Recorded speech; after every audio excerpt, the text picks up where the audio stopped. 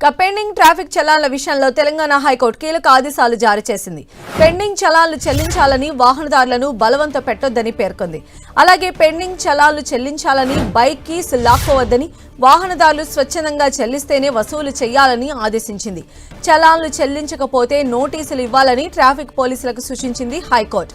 ఇక రోడ్డుపై నిలిపివేసి వాహనదారులను ఇబ్బందులు పెట్టడం రాజ్యాంగ హక్కులకు విరుద్ధమని తెలిపింది. ట్రాఫిక్ నిబంధనల అమలులో ప్రజల హక్కులను కాపాడాలని సూచించింది.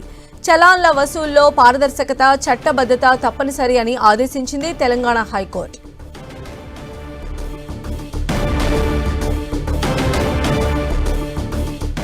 మరిన్ని అప్డేట్స్ మా ప్రతినిధి కిరణ్ అందిస్తారు. కిరణ్, సంధ్య, పెండింగ్ చలాన్ల వసూలు అంశానికి సంబంధించి తెలంగాణ హైకోర్టు కీలక వ్యాఖ్యలు చేసినట్టుగా మనం చెప్పుకోవాల్సింది. ముఖ్యంగా ట్రాఫిక్ చలాన్ల కోసం వాహనదారులను బలవంత పెట్టొద్దని కూడా స్పష్టం చేసింది. ముఖ్యంగా చలాన్ల పెండింగ్ వసూలు సందర్భంగా బైకీలు లాక్కోవడం, వాహనాలు ఆపి ఒత్తిడి చేయడం చట్టవిరుద్ధం అంటూ పేర్కొంది. ముఖ్యంగా చలాన్ల చెల్లింపు స్వచ్ఛందంగా ఉండాలి తప్ప బలవంతం చేయరాదంటూ కూడా స్పష్టం చేసింది. ముఖ్యంగా చలాన్లు చెల్లించిన సందర్భంలో వాళ్ళకి నోటీసులు జారీ చేయాలంటూ కూడా వ్యాఖ్యలు చేసింది. రోడ్లపై నిలిపేసి ఇబ్బందులు చేయడం రాజ్యాంగ విరుద్ధం అంటూ కూడా వ్యాఖ్యలు చేసింది. ముఖ్యంగా చలాన్ల వసూలు విషయంలో పారదర్శకంగా, చట్టబద్ధంగా వ్యవహరించాలంటూ సూచించింది. వీటికి సంబంధించి కూడా వసూళ్ల విధానంలో మార్పులు చేయాలంటూ కూడా హైకోర్టు కీలక వ్యాఖ్యలు చేసినట్టుగా ఉంది. ఎందుకంటే మనం చూసుకోవచ్చు, నిత్యం హైదరాబాద్ తో పాటు వివిధ ప్రాంతాల్లో కూడా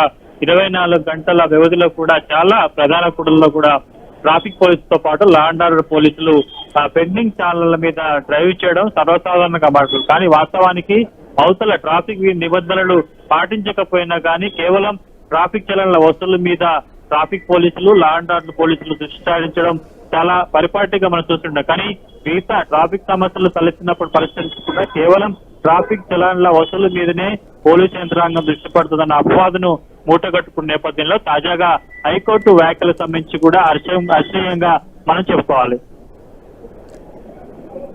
రైట్ కిరణ్.